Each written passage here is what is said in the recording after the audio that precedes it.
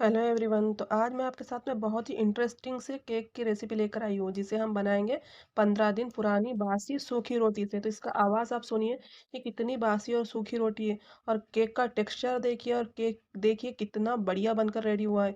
यकीन नहीं आएगा आपको कि बासी बची हुई रोटी से भी हम इतना बढ़िया केक बनाकर रेडी कर सकते हैं। बहुत ही सॉफ्ट और मॉइस्ट बनता है और बहुत ही डिलीशियस रेसिपी है। तो आप रेसिपी तो आपको पसंद आने वाली है, इसलिए इसलिए रेसिपी को फटाफट से लाइक कर दीजिए और चैनल को ज़रूर से सब्सक्राइब कर दीजिए। तो सबसे पहले हम 15 दिन पुरानी बासी रोटी लेंगे। तो इस रोटी को हमने सुखा करके अच्छी तरीके से साफ करके रखा था।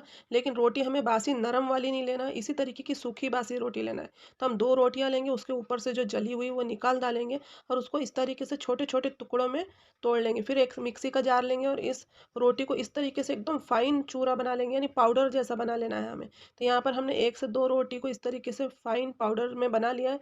इस तरीके से बनाएंगे और एक छन्नी से छान लेंगे। जो बचा हुआ मोटा मोटा रोटी का चूरा है ना, फिर से वही मिक्सी के जार में डालेंगे और बारीक फाइन पीस लेंगे।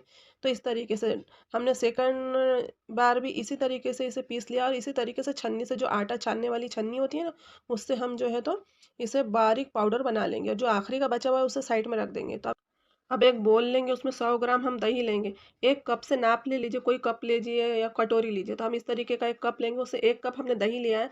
आधा कप हमने नॉर्मल वेजिटेबल ऑयल लिया है विदाउट फ्लेवर, उसमें कोई फ्लेवर नहीं होना चाहिए। या फिर आप देसी घी या बटर भी इस्तेमाल कर सकते हैं। उसी कप से हम आधा कप पीसी हुई चीनी लेंगे। तो ये लगभग 100 से 150 ग्राम चीनी है। तो अगर आपको चीनी थोड़ी ज़्यादा चाहिए तो आप 1 कप भी ले सकते हैं, अगर आपको मीठा पसंद है तो। और अगर आपको चीनी थोड़ी नॉर्मल कम चाहिए तो आधे से पौन कप आप जो है तो चीनी ले सकते हैं। यहाँ पर जिस कप से हमने ऑयल लिया है, उसी कप से हम आधा कप मिल्क इसमें मिलाएंगे।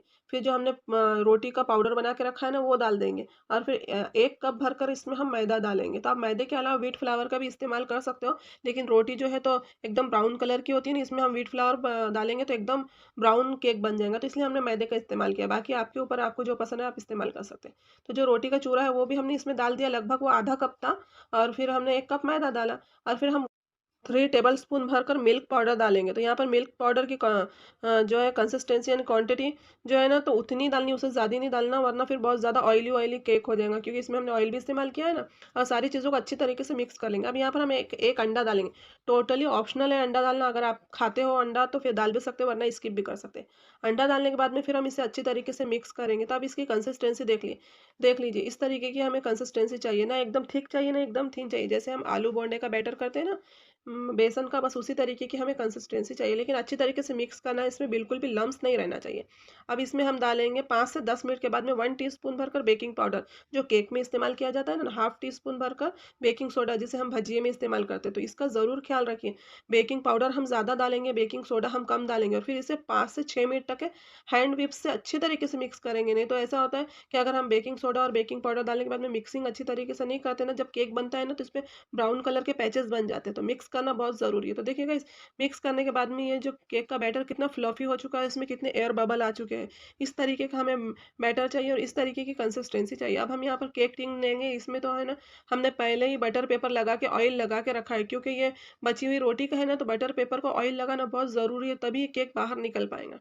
अब केक का जो बैटर है इसमें हम डालेंगे और इसे टिन को डैब डैब कर लेंगे और इसे हम नॉर्मल कढ़ाई में बनाएँगे। कढ़ाई में इस हमने 15 मिनट पहले कढ़ाई को प्रीहीट करने के लिए स्लो फ्लेम पर रख दिया था। फिर कढ़ाई में केक का टिन रख देंगे, कोई हमें स्टैंड वगैरह लगाने की ज़रूरत नहीं। और 40 मिनट हम इसे बेक करेंगे। तो 5 मिनट हम फुल फ्लेम पर बेक करेंगे और 35 मिनट हम स्लो फ्लेम पर बेक करेंगे, इसे ढक कर रख देंगे। तो यहाँ पर टोटल 40 मिनट हो चुके थे और केक बहुत बढ़िया तरीके से बेक हो चुका था। बेक होने के बाद में केक को हमने 1 घंटा ठंडा किया, ताकि ये अच्छी तरीके से डीमोल्ड हो जाए। तो यहाँ पर 1 घंटे के बाद में हमने केक को निकाल लिया है और पीछे जो बटर पेपर लगाया था वो भी हम आसानी से निकाल लेंगे। तो हमने स्टैंड नहीं लगाया ना, तो नीचे से थोड़ा-सा केक जो है तो ब्राउन हो गया है। तो हम क्या करेंगे, एक केक की जो नाइफ होती है ना वो लेंगे और जहाँ-जहाँ ब्राउन पार्ट और जले हुआ पार्ट है ना, तो इस तरीके से हम निकाल लेंगे। अगर आप स्टैंड लगाकर केक टिन रखेंगे ना, तो इस तरीके से जलता भी नहीं है और कुछ भी नहीं होता। अब ये एक केक के हम 3 स्लाइस करेंगे। पहले 1 स्लाइस करेंगे, फिर जो बचा हुआ केक का हिस्सा है उसमें 2 स्लाइस करेंगे। अब मैं आपको बताऊँगी कि केक अंदर से कितना ज़्यादा स्पॉन्जी बना है और कितना जालीदार बना है। तो देखिए गाइस, ये बची हुई रोटी का केक लग रहा है आपको कहीं से कि हमने बची हुई रोटी का केक बनाकर रेडी किया है? तो हम केक के 3 स्लाइस कर लेंगे और उसे साइड में रख देंगे। अब हमने व्हिपिंग क्रीम तो कई बार आपको व्हिप करना बताया, तो हमने डायरेक्ट व्हिपिंग क्रीम को व्हिप करके रखा था।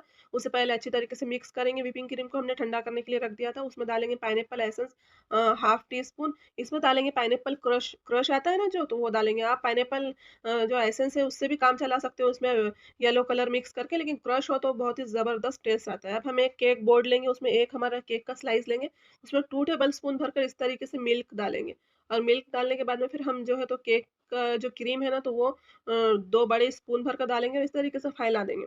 फैलाने के बाद में फिर से 1 से 2 टेबल स्पून जितना पाइनएप्पल क्रश डालेंगे, उसे भी अच्छी तरीके से थोड़ा-सा फैला लेंगे। स्पैचुला की मदद से इस तरीके से हम फैला लेंगे ताकि पाइनएप्पल का एग्ज़ैक्ट फ्लेवर आ जाए। पाइनएप्पल क्रश डालना ऑप्शनल है, अगर आपको ना पसंद हो तो आप स्किप भी कर सकते हैं। फिर हमारी सेकंड जो लेयर है वो भी इसी तरीके से हम करेंगे। उसके ऊपर मिल्क डालेंगे, फिर क्रीम लगाएँगे, फिर पाइनएप्पल क्रश लगाएँगे। फिर थर्ड लेयर है यानी थर्ड जो हमारे केक की स्लाइस है वो भी इस तरीके से लगाएँगे, ऊपर से मिल्क लगाएँगे। मिल्क लगाने के बाद में फिर हम क्रीम लगाएँगे इस तरीके से।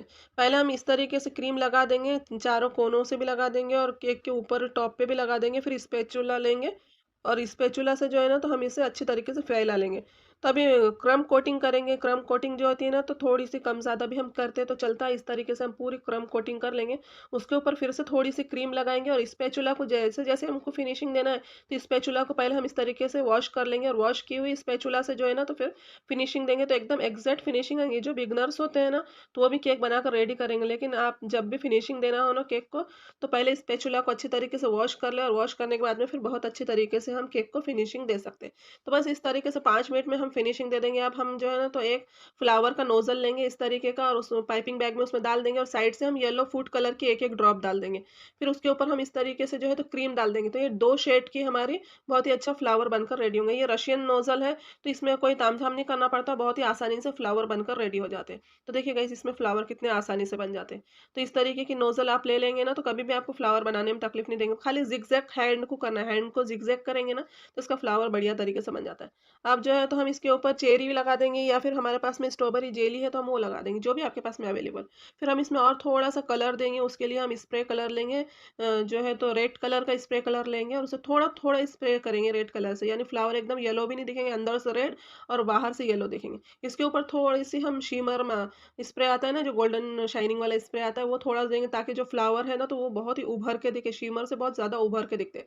अब स्टार नोज़ल लेंगे, उसमें इसी तरीके से 1 ड्रॉप जो है तो पाइपिंग बैग में डालेंगे और 1 ड्रॉप येलो फूड कलर डालेंगे, उसमें व्हाइट क्रीम डालेंगे और नीचे जो है तो बॉर्डर बना लेंगे और फ्लावर के साइड में भी हम बॉर्डर बना लेंगे ताकि जो केक का साइज़ है इक्वल लगे, ऐसा ना लगे कि ऊपर से छोटा रह जाए केक और नीचे से बड़ा-बड़ा सा लगे। तो देखिए गाइस, केक कितना बढ़िया बनकर रेडी हुआ है। इसे 3 से 4 घंटे हमने फ्रीज़ में रख दिया था ठंडा होने के लिए। मैं आपको कट करके बताऊँगी कि केक कितना मॉइस्ट और कितना बढ़िया बन के रेडी हुआ है और एक-एक लेयर बहुत ही बढ़िया बनकर आती है। ऐसा नहीं है कि हमने इसे बची हुई रोटी से बनाया तो टेस्ट में कोई फ़र्क आएगा, बल्कि बहुत ज़्यादा गुलाब जामुन जैसा इसमें टेस्ट आएगा और बहुत ही ज़्यादा यम ये केक बनकर रेडी होता है। तो आई होप गाइस आपको ये सुपर डिलीशियस बची हुई रोटी के केक की रेसिपी पसंद आई हो। अगर आपको ये रेसिपी पसंद आई तो प्लीज़, प्लीज़, प्लीज़ लाइक करना, शेयर करना, सब्सक्राइब करना, साइड में जो बेल बटन आता है उसको ऑल पर क्लिक कर देना ताकि आने वाला हर वीडियो का नोटिफिकेशन आपको मिलता रहे। अल्लाह हाफ़िज़।